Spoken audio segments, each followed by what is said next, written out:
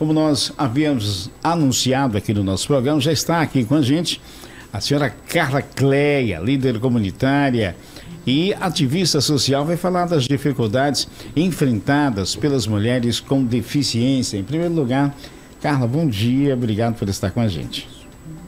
Bom dia a todos os ouvintes. É uma satisfação muito grande estar aqui com vocês nesse programa tão importante para a sociedade, discutindo um tema tão relevante. Nós agradecemos. Chico, Eliezer, fica à vontade. Carla, qual é a maior dificuldade enfrentada pela mulher que tem algum tipo de limitação, algum tipo de deficiência? Qual é a situação mais complicada, mais emblemática? Meu amigo Chico, são muitas, né? Infelizmente, nós vivemos numa cidade que não é acessível. E a invisibilidade da mulher com deficiência ainda é uma realidade muito presente, especialmente na área da saúde, onde nós temos, agora recentemente foi uma lei, foi assinada pela Câmara de Vereadores, mas ainda não está em prática, como por exemplo, as maternidades não têm intérprete de Libras. Já existe a lei, mas ainda não foi colocada em prática, como tudo no Brasil, né? É algo que é à frente do Brasil? Mas ainda não está posto em prática.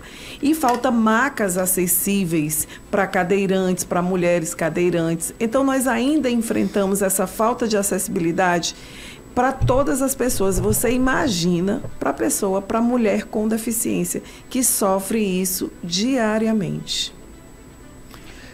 Deixa eu fazer uma pergunta aqui que é interessante. Você acha que essa invisibilidade, digamos assim, ela se dá por conta da pouca representatividade nos todos os segmentos do parlamento, por exemplo, tanto a nível municipal, quanto estadual, quanto federal, das pessoas com algum tipo de deficiência, independentemente de mulher ou homem? Sim, acredito sim que isso ocorra, né? E também da própria mulher, né? Eu costumo dizer no segmento que nós temos que ser protagonistas da nossa história. Então, enquanto nós não assumirmos isso, essa realidade não vai mudar. Então, a mulher como um todo, ainda falta essa representatividade, por exemplo, na política. Nós temos agora uma Câmara Federal que não tem uma mulher. Nós tínhamos uma mulher e agora ela saiu, né? Está no TCE, né? Então, essa representatividade da mulher como um todo é algo que precisa ser mudado. Aqui no Piauí a gente vê um retrocesso, né? Então nós precisamos dessa representatividade e é muito interessante que nós tenhamos sim uma mulher com deficiência ocupando esses espaços para que a gente possa garantir a efetividade dessas leis que muitas já existem no papel, mas na realidade não são postas em prática. O que falta para as mulheres com deficiência se sentirem mais engajadas, motivadas, dispostas a participar dos debates públicos, a ocupar esses espaços de poder? Um dos entraves bem grandes ainda para a pessoa com deficiência é o transporte. Porque sem transporte não há inclusão. Atualmente, nós vivemos no município de Teresina um retrocesso de todas as políticas, né? Um caos de todas as políticas, mas em especial do transporte eficiente. Então, nós temos essa política consolidada há mais de 10 anos, que agora nós enfrentamos um caos completo. Então, as pessoas não têm como se locomover.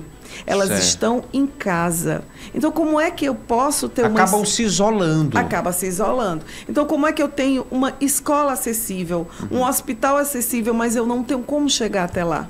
Então, sem investimento no transporte, nós não temos a inclusão de fato e de direito. Quando você fala falta o transporte, a gente tem visto que tem ônibus que não funciona, né, o entrar e sair de cadeirantes dentro dos coletivos, ou o transporte eficiente, no caso das vans também, tem deixado a desejar? Os dois. Os dois. Nós né? temos no município de Teresina não apenas o caos do transporte eficiente, que é um transporte voltado ao transporte da pessoa com deficiência, cadeirante especificamente, mas nós temos também o caos do transporte público para todas as pessoas, né? Para todos os cidadãos, transporte pagadores. público convencional em si, até mesmo porque o transporte eficiente é aquele transporte em que a pessoa com algum tipo de deficiência, cadeirante. limitação, cadeirante, especificamente, só cadeirante. ele solicita e aí é agendado e o transporte eficiente vai até a casa, vai deixar no local. Porta a porta. Porta a porta. Está muito aquém, eu acredito que reduziu aí em torno de 80%. O transporte convencional, por sua vez, tem que ter a plataforma elevatória, no entanto, a esmagadora parte não funciona. Nunca funciona. Quando consegue colocar o cadeirante, não desce, tem que descer nos braços, que a rampa sobe, mas não desce. Ou às vezes a rampa sobe, desce ao chão, melhor dizendo, e aí na hora que o cadeirante coloca, na hora que se coloca a cadeira na plataforma, a plataforma não sobe. Então é um caos. E você acha que os nossos representantes, o Legislativo Municipal, fecha muitos olhos para esse tipo de situação? Com absoluta certeza. Nós pedimos sempre, é um assunto que a gente vai sempre falar para os nossos representantes. Quando a gente vai para as audiências, vai 1, 2, 3, 4, ou então aquele que foi o responsável por pedir a audiência, né? Por convocar a audiência. Então, assim, não há uma seriedade para que a gente veja esse assunto ser levado à frente, especialmente no tocante, e aqui eu reitero, que o transporte eficiente é a principal política de inclusão de qualquer cidade do Brasil. E tem mais um agravante também, porque você já imaginou, você não consegue pegar o coletivo, né? Você não tem o transporte eficiente, né? Digamos, como o Chico disse aí, diminuiu bastante, né, a sua eficácia. E eu vi, e não ninguém que me disse não, eu vi. E também tem uma outra dificuldade, digamos. Eu não tenho esse, mas hoje eu tenho dinheiro para pegar um Uber, né? Ou seja, eu já vi... Ou um táxi, né? Isso aconteceu na porta... Mas o Uber não quer pagar. Não, é isso que eu vou falar. Foi na porta da minha casa, o senhor, ele precisava ir para um outro local e já estava tarde. Já era tarde, já passava das 6 horas, ele tinha que atravessar do Mocambinho para a Nova Teresina, né? Aí é até próximo. É próximo, mas é à noite, né? Cara, eu não sei como é que ele fez para ir embora, porque eu tinha que sair, mas ele chamou uns 2 Uber, o cara olhava assim, rapaz, não leva essa cadeira não, dá até o jeito de ir embora. E o Uber, ó... É a realidade. É a realidade. Uber e táxi é um sofrimento. Quer dizer, né? que há a recusa da corrida por conta da pessoa ser cadeirante. Com certeza. Porque eles não querem levar a cadeira no porta-malas. Olha, pois isso é muito grave. Mesmo que a pessoa consiga sair da cadeira para o banco do carro. Mesmo que a pessoa consiga, há essa negativa. Não, mesmo tendo um acompanhante para colocar o cadeirante no veículo, pegar a cadeira e colocar no porta-malas, mesmo assim, sim, há essa recusa. Há essa recusa, isso é uma realidade. E esse senhor que eu vi, ele tinha uma pessoa para colocá-lo, pegá-lo no braço, colocar ou no banco de trás ou no banco da frente, mas infelizmente o cara disse que não levava, porque não ia levar a cadeira. Pois assim... Mas aí, qual é o problema de levar a cadeira? Não sei. Eu gostaria de ouvir, nós temos uma audiência aí dos motoristas por aplicativo, se puderem participar, eu gostaria de saber qual é o problema que tem em levar uma cadeira no porta-mala de um carro. E também os nossos colegas taxistas que possam explicar e dar uma explicação plausível para essa negativa. Exatamente. Agora, Carla, eu pergunto a você aqui, mediante isso, a comissão de transporte, porque um transporte, seja ele por aplicativo ou táxi, é um transporte regulamentado pelo município. A comissão de transporte da Câmara Municipal ainda não tomou uma postura acerca disso? O Ministério Público, os órgãos competentes, alguém tem que fazer alguma coisa. Não, ninguém tomou nenhuma providência. Inclusive na Câmara... Vamos ouvir a nossa audiência para saber se tem alguém para falar desse tema, alguém do segmento. Certo. Alô, você do telefone, bom dia. Bom dia, entrevistada, bom dia, o senhor Magela, Chico Gomes, o Elias Rodrigues. Eu sou o líder comunitário aqui do bairro Todos Santos. Eu tenho um rapaz de 22 anos de idade, ele estava desempregado. E eu comprei um carro, eu estava pagando um consórcio de um carro e botei esse carro no Uber. E ele ontem me disse Ele ficou tão assim comovido ontem, vocês tocando um tema, e ele pegou um cadeirante do Disseu ao centro. E foi a primeira coisa que eu disse para ele: meu querido, a gente tem que pensar em Deus, nós somos seres humanos, nós somos uma carne podre aqui na terra. A pessoa já é um cadeirante. Parou o carro, ajudou a botar o idoso no carro. O acompanhante, depois no aplicativo, o Uber manda a pessoa analisar a corrida. Gostou muito do meu filho, do meu rapaz. Botou a cadeira lá no porta-mala do carro, levou no centro, e o rapaz disse que queria só fazer um negócio na transação no banco, então se ele podia esperar. Ele esperou. Sabe quanto foi que deu a corrida, pra vocês terem uma ideia? A corrida deu R$30. Sabe quanto foi que o idoso deu para meu filho? R$50. Porque disse que os outros faziam essa mesma palhaçada. A pessoa tem que pensar em Deus. A pessoa tem que pensar no dia da manhã. É um cadeirante, é um ser humano, paga seus impostos. Muito obrigado, um abraço, eu sou Artênio de todos. Obrigado, Artênio. Então tá aí, um exemplo então, só positivo. Ratifica, né? Só ratifica o que quer dizer, se paga mais. E é que o custo de vida da pessoa com deficiência já é Mas às vezes, né, nesse caso, o poder aquisitivo é melhor e é uma forma de agradecer a injustiça que os outros fazem, de recompensar, né? Não é necessário. O nosso poder aquisitivo é menor. Não é necessário. Porque tem até menos oportunidades. Né? Exatamente. Originariamente, as pessoas com deficiência, elas vêm de uma origem humilde. Então, assim, ele deu por gratidão por aquela pessoa ter pego. É isso que mas eu estou aquilo falando. vai fazer falta no orçamento dele no final do mês, eu posso assegurar. Só um dado aqui, gente, alarmante para vocês, é que nós tínhamos antes 17 vans no transporte eficiente. E infelizmente isso baixou para menos da metade. Nós hoje temos 7. Olha só. Então, assim, você imagina uma demanda que é de pessoas que são pegas, agendadas porta a porta, como essa demanda foi reprimida. Como pessoas estão perdendo seu direito de estudar, de tratar a saúde e também de lazer, porque o lazer é uma forma de você espairecer, de saúde mental. Então, é muito séria essa questão ainda do respeito aos direitos da pessoa com deficiência. Eu gostaria de saber da sua parte, como é que a senhora avalia a atuação de órgãos como a Associação dos Cadeirantes, a Associação das Pessoas com Deficiência, os conselhos de pessoas com deficiência. Como é que eles estão mobilizados, estão de fato trabalhando pela categoria? Precisa melhorar. Precisa melhorar, na minha opinião, precisa melhorar bastante.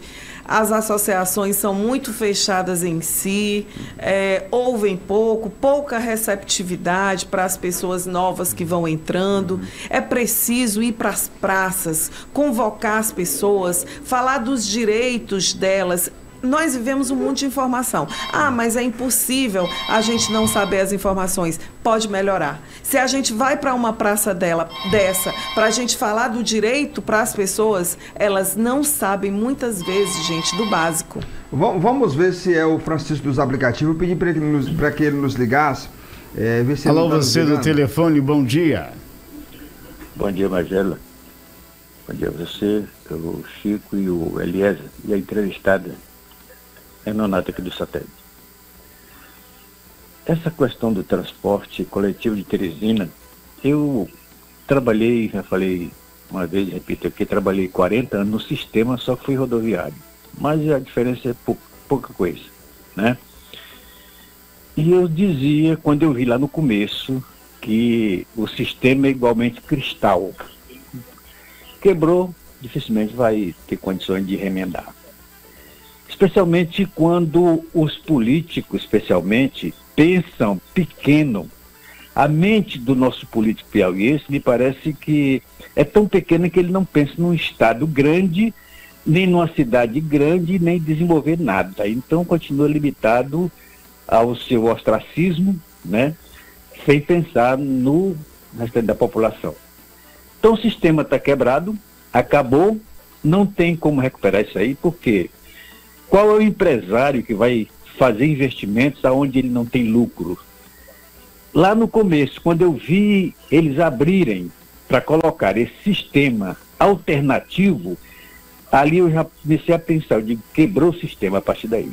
Porque que tudo bem que dessa oportunidade dos empresários fornecer, quer dizer, atender o cliente ou o passageiro com a sua própria condição, com outro tipo de transporte, mais confortável, com ar-condicionado, ou um ligeirinho, né, um ônibus mais rápido, mas botar um concorrente, não adianta, gente, né?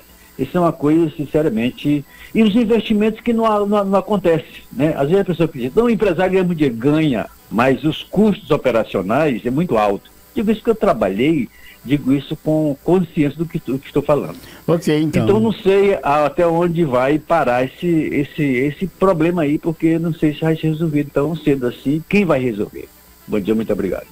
Então, para você que nos acompanha... Magela, só me permita rapidamente contrapor aqui o nosso querido Nonato. Se houve a brecha de concorrência, foi pela ineficiência do setor empresarial, do setor de transporte, porque não oferecia um transporte de qualidade, não oferecia uma quantidade, um quantitativo de ônibus que atendesse a demanda. Aí houve a necessidade de se criar novos elementos para poder diminuir o sofrimento da população. Então nós não vamos pegar aqui e colocar, o querido Nonato, eu respeito a opinião dele, mas toda vez ele coloca a população, ou até mesmo o poder público como sendo o vilão e o Setut sendo o mocinho, quando na realidade o vilão é o Setut. Esta que é a triste realidade. Então, para você que nos acompanha, o nosso muito bom dia, o nosso muito obrigado pela companhia, 7h36, né? E para você ligar 2106-9927, para você acompanhar, para você fazer parte aqui desse nosso bate-papo, tá bom? Aqui na FM o Dia, falando, então, portanto, aqui, né, de assuntos importantes com Carla Célia, líder comunitária e também ativista social, falando das dificuldades das mulheres com deficiência. Chico. Olha, o nosso querido Francisco está tentando falar com a gente, mas acho que talvez não dê tempo. A gente pode depois ver com ele para que ele possa dar a versão dos aplicativos.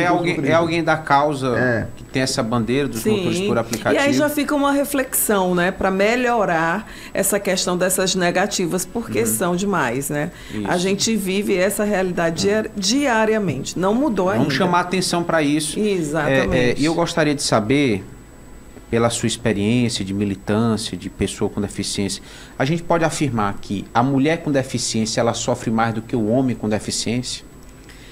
Sim, nós podemos afirmar que a mulher com deficiência, eu estou aqui no programa de homens, né? Não se sinta só. Tem aqui a nossa querida aqui. Mas eu vou dizer, gente, sinceramente, a mulher, ela é quem conduz, né? Numa casa, ela é quem conduz, ela é quem vai atrás, o marido ou o irmão está ali desmotivado e ela vai e tudo. E aí ela chega nos locais sem nenhuma acessibilidade. Como é que ela vai conseguir? Eu travei uma luta de 14 anos pela maternidade. E eu quase não conseguia. Enquanto o meu marido ficava em berço esplêndido, deitado numa cama esperando que o filho chegasse. E nós tínhamos problema de fertilidade, nada ligado à deficiência, mas eu que ia atrás nos postos de saúde. Na época não tinha ainda passado no concurso público, então lutando para fazer uma fertilização in vitro, então era eu que saía, né, atrás para que a gente pudesse. Meu marido teve depressão, eu tive que motivá-lo para ele fazer, ele também tinha deficiência, e para fazer concurso, para tudo. Então a mulher, gente, é a mola mestra dessa sociedade. Agora, Carla, eu pergunto a você aqui, diante do que você nos colocou aqui, acerca do transporte em si, vocês já tentaram mobilizar um grupo para que fosse ao Ministério Público, para que pudesse buscar alguém que de fato pudesse enfrentar essa situação, para que vocês não deixassem de sofrer tanto? Já mobilizamos tudo, exaustivamente, Ministério Público, mas não se chega num consenso. Recentemente, a Prefeitura vem aí prometendo 2, 3 vans, nós estamos no aguardo da chegada disso.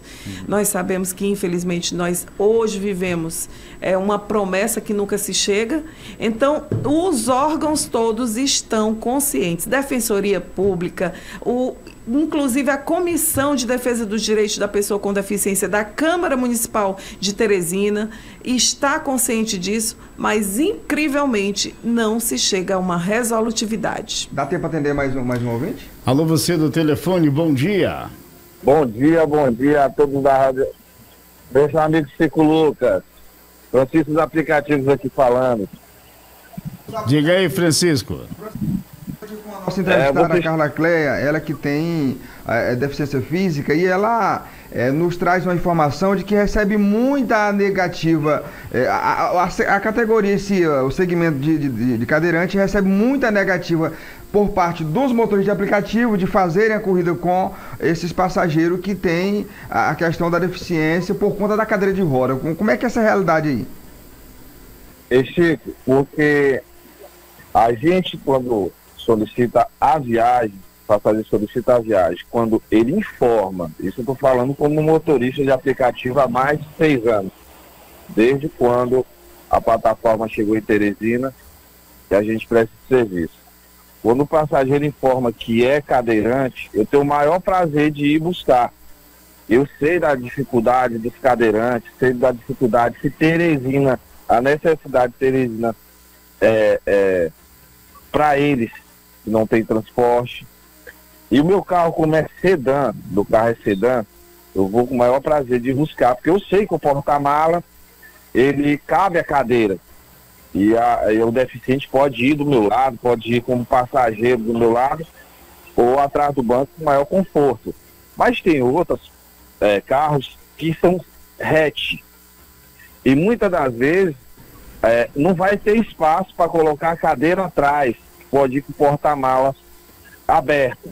Então vários motoristas evitam, porque é carro hatch. Mas sei de vários colegas que não evitaram e não cancela a corrida para deficiente. Nós sabemos da dificuldade que não só nós, que motorista que se encontra, porque se a gente for essas câmeras, deu o porta-mala da gente aberto, isso daí dá multa também. A gente tem que ter um maior cuidado em termos disso aí, mas essa necessidade, essa dificuldade que os cadeirantes se encontram quando chamam o aplicativo é mais por isso, porque a maioria dos carros são hatch e não dá para colocar a cadeira. Francisco. É minha opinião. Certo. Nós entendemos a sua linha de raciocínio, mas vamos lá. Mesmo o carro sendo hatch, existe uma tampa interna do porta-malas que ela é removível, ela é facilmente levantada. Não é suficiente para acomodar a cadeira nessas condições? Muitas das vezes você tira o banco e passa para trás, mas a maioria das vezes o cadeirante sempre está acompanhado.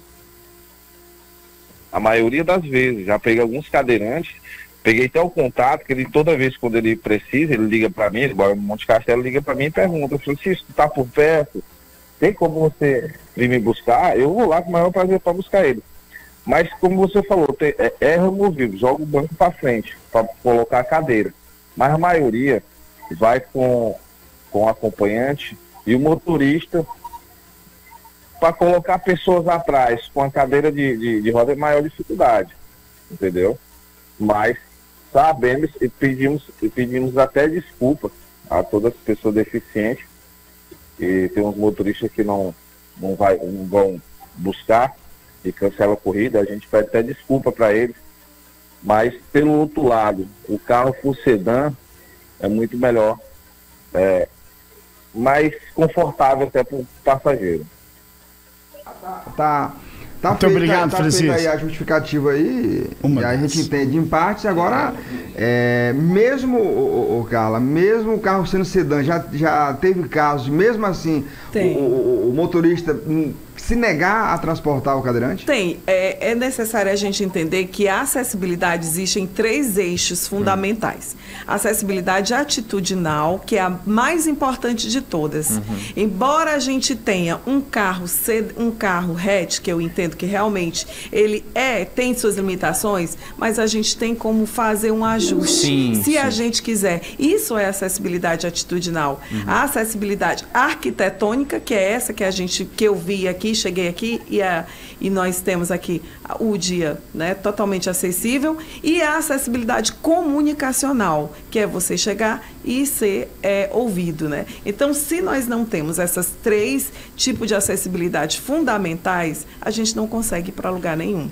Então, nesse caso, eu sugiro até ao colega que a gente possa fazer um trabalho de sensibilização com os profissionais, com a categoria, de palestras, de ouvir. Às vezes, muitas vezes, gente, é um preconceito. Preconceito não é só aquilo negativo que a palavra em si diz, não. É uma pré-formação que você tem na ideia. Barreiras. Uma ideia que você tem, uma barreira que você tem na sua ideia. Que aquela pessoa vai te dar trabalho. Muitas vezes ela não vai. Eu, por exemplo, eu tenho eu fui a um show, gente, para falar para vocês aqui bem rapidinho. Eu fui a um show que eu não pude ir dirigindo, porque não tinha onde estacionar, e eu chamei o Uber. Gente, eu tive que pedir, pelo amor de Deus, para conseguir, para eu ser levada para casa, porque senão não retornava para minha casa. E olha que a minha dificuldade, ela é bem pequena. Eu consigo fazer uma transferência da minha cadeira para o carro de forma bem bacana. Ando com meu sobrinho, ele colocaria a cadeira, mas não tinha motorista aqui. Por quê? Na ideia deles ia dar trabalho para dentro do carro deles. Então, há uma ideia pré-estabelecida e a gente precisa quebrar essa barreira, porque isso é atitudinal. Em termos de atitude, aproveitando esse gancho, gostaria de sensibilizar aqui os motoristas por aplicativo, quem trabalha com transporte passageiro, de várias formas como hoje existe em Teresina, que trate a pessoa com deficiência como se fosse alguém da sua família. Exatamente. Se fosse alguém da sua família, você ia dar um jeito. Sim. Você ia se esforçar, ter uma atitude para deslocar para fazer o transporte dessa pessoa. E reforçar rapidamente que, além das palestras, é importante que esses motoristas que façam o negativo possam passar por um processo de reciclagem lá no Senado, por exemplo. É verdade. Pergunte, Eliezer. Mais uma agora pergunta. sim. Fique à vontade, Eliezer. É outro ponto, agora ampliando o debate para a sociedade de uma forma geral. Certo. A respeito da ocupação indevida de vagas em estacionamentos por pessoas que não têm deficiência. Existe, por lei, a obrigatoriedade de todos os estabelecimentos haver ali a reserva de vagas para os cadeirantes, para pessoas com mobilidade reduzida ou deficiente visual ou idosos, enfim, existem grupos que eles precisam desse amparo, não é um vão privilégio, é uma necessidade e conquistada a duras penas, com muita luta, com muita insistência. Muito sofrimento. Então, como é que é essa realidade? De alguém jovem, saudável, pode caminhar um pouco mais, Magela? Pode deixar o carro no sol, qual o problema? Mas aí a pessoa se acha no direito de tomar a vaga da pessoa com deficiência, que já vive cheia de limitações. Como é que é conviver com isso? É muito frustrante, né? Porque nós já fizemos de tudo, como você bem colocou. O Ministério Público já fez uma campanha de educação moral, deu um tempo aí de 2 meses fazendo uma campanha bem grande para que a gente pudesse fazer uma multa moral para quem fosse colocando. E é terrível, porque é exatamente dessa forma. As pessoas que não têm nenhuma... é só um minutinho. E eu já cheguei num ponto de não ter mais paciência. Eu acabo trancando o carro. Porque quando ele chega, aí eu digo o seguinte, era só um minutinho. O senhor viu como o senhor não é só um minutinho, como lhe atrapalhou? Então atrapalha a gente também. Porque assim, se o senhor pensa que a gente não tem um tempo delimitado, que a nossa vida não tem cronograma, não tem responsabilidade, o senhor está enganado. Nós somos pessoas como qualquer outra, com direitos e deveres. A gente vem ao banco com hora marcada, a gente vai ao shopping também resolver algo, não é só shopear. Então, assim, as pessoas acabam se chocando. E eu digo mesmo que depois que eu coloco a minha plaquinha, ninguém coloca mais uma vaga naquela vaga. Porque além de eu colocar a plaquinha, eu ainda chamo a S-Trans para rebocar. E filme, coloco nas redes. Muito porque, bem. gente, já passou da hora. A lei é muito antiga. Nós já temos atuação aí do Ministério Público com multa moral. Então agora é falta de vergonha na cara mesmo. Independentemente, Magela, é bom colocar, independentemente da pessoa ir em um shopping, shopping ou não, ora, você tem o direito a fazer, a vaga é sua, e você tem direito a se divertir, a tirar um momento para relaxar. Eu queria dizer aos covardes, eu considero isso uma covardia, uma desumanidade, com certeza, que as pessoas com deficiência, elas já vivem cheias de limitações, o estresse, superando barreiras e mais barreiras, ainda tem que suportar gente covarde. Agora, Carla, me diz uma coisa, enfim, quero só mandar aqui um super bom dia, antes de fazer a pergunta aqui para Carla, para Jaqueline, que ela disse que trabalha todo dia ouvindo o FM o dia e vai até o turno da madrugada quando termina o trabalho. Bom dia, tem então, bom gosto, portanto. Tem bom gosto. Bom dia, Jaqueline. Então, existe, então, portanto, pelo que eu entendi, né, uma certa falta de fiscalização, né? Ou seria por quem, Chico? Por parte da S-Trans? Não, a S-Trans que aqui no âmbito da capital, no âmbito municipal, a S-Trans, no âmbito intermunicipal é a CETRANS, no caso, né? Isso. Porque a gente vê muita, né, vaga aí de idosos e também pessoas com deficiência ocupadas, ou seja, então se existe, a gente chega principalmente no centro, então é porque existe uma falta de fiscalização. Acerca da observação que você fez, aí eu complemento aqui com a Carla Clem, a S-Trans, ela ainda é muito tímida na fiscalização, a eficiência da fiscalização em si. Não só acerca de todas as demandas, mas em especial essa de vocês, ela ainda é muito tímida, ainda é muito aquém do que deveria ser. Inoperante quanto a isso, quanto a essa fiscalização. É só a gente sair aqui no centro de Teresina, as vagas estão ocupadas por quem não tem uma limitação.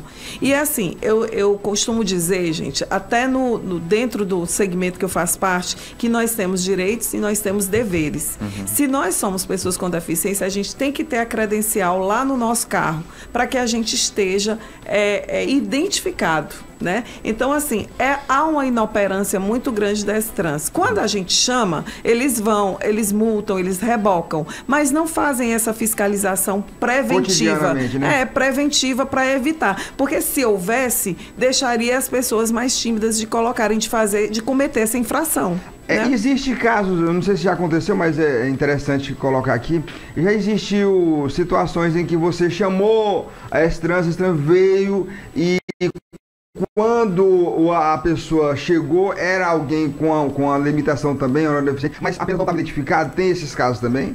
Comigo nunca aconteceu. Todas as vezes eram pessoas, não tinha identificação e era pessoas sem deficiência. E todas as vezes eu chamei e foram multadas e rebocados. Porque eu chamo e eu fico até o final do processo, porque realmente já exauriu qualquer possibilidade de sensibilização, gente. Nós já passamos desse estágio. Eu acredito que deva ter. Essa semana eu peguei uma carona com um amigo e o carro era do pai dele e tinha lá a plaquinha, né, para ele poder estacionar. Eu acredito que quem tenha um carro, pode ser moto, não, é só carro, né? Só carro. Então eu acredito que quem é deficiente, que tenha um carro, com certeza não deixa de ter, né? A credencial, e é bem rápido. Há uma celeridade em emitir essa credencial. Na própria S-Trans, 1 minutinho. Eles são, nessa parte, eles são eficientes. É feito um cadastro para... tem os documentos, né? Você leva o seu laudo e os seus documentos pessoais e um comprovante de residência e é feito ali mesmo, na hora. Perfeito. Emite a credencial e aí aquela credencial, ela é sua e ela é intransferível. Você leva, por exemplo, você não tem carro, mas você é uma pessoa com deficiência e você vai andar com outra pessoa. Você pode levar usar, a sua credencial e usar. A plaquinha. Eu pergunto a você, qual é o grau de deficiência que dá direito? A cadeirante, existem especificações ou são para vários segmentos da pessoa com deficiência? Vários segmentos. Todo que a lei delimita como estabelece como pessoa com deficiência tem direito a essa credencial. Independentemente de ser cadeirante ou não? Independentemente de ser cadeirante ou não. Existem outras formas de deficiência? Existe sim. Cegos, né? Pessoas com autismo. Existem agora as vagas reservadas para autismo. Um amputado, por exemplo, amputado, sim. Tudo que está dentro do rol estabelecido como pessoa com deficiência tem direito. Bom, eu vou deixar a nossa entrevistada dar uma respirada, porque a Compremol, para você que é nosso espectador e nosso ouvinte, deseja você um feliz Ano Novo. 2023 foi diferente e especial. Passamos por mudança, desafios e continuamos a crescer. Agradecemos por acreditar no nosso trabalho e que em 2024 possamos continuar com nossa parceria, alcançando novas conquistas. Que nunca nos falte união, empatia, esperança, crescimento, oportunidade, colaboração e muita alegria. A Compremol Engenharia lhe deseja um feliz Ano Novo.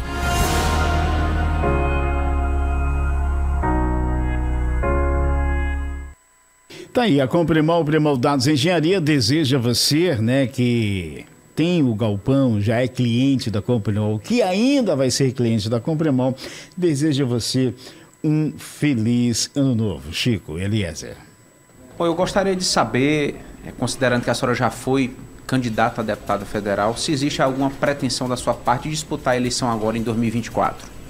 Nós estamos ainda analisando o cenário político, né? É muito dinâmico o cenário político. Eu faço política social desde que eu tenho a consciência de que nós, como cidadãos, precisamos lutar pelos nossos direitos.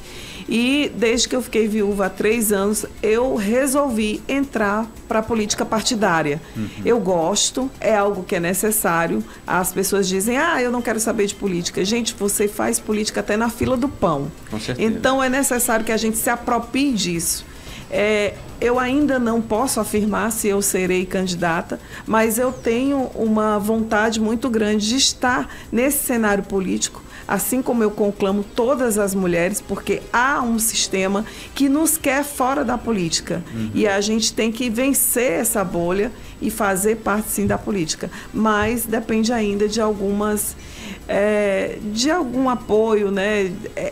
Foi muito bom a experiência quando eu fui deputada federal, candidata a deputada federal, mas existem uns entraves que a gente precisa amadurecer para uma segunda candidatura. Entraves em sentidos burocráticos, no sentido da mentalidade das pessoas? No sentido mesmo de apoio, porque a gente se sente muito só. Há uma solidão muito grande. Para resumir, trocando em miúdos, é a falta de estrutura, digamos assim. Completamente. Porque a gente que é pequeno candidato, eu digo porque já fui candidato também, a gente sente uma disparidade imensa em estar caminhando ali, se rastejando, enquanto vem um outro com estrutura esmagadora, acaba ali atropelando com um rolo compressor. Então, trazendo aqui para você, ou você consegue alguém que lhe dá um suporte, que lhe dá uma ajuda para que você possa disputar em uma situação de menos disparidade, ou você não sai. Seria isso? Exatamente, completamente isso. Foi uma experiência muito boa, porque a gente tem contato com as pessoas. Para você ter uma ideia, eu fiz uma campanha sem nenhuma estrutura, né? Uma candidata novíssima, e eu tive 700 votos. 700 votos. A maioria em Teresina? A maioria em Teresina.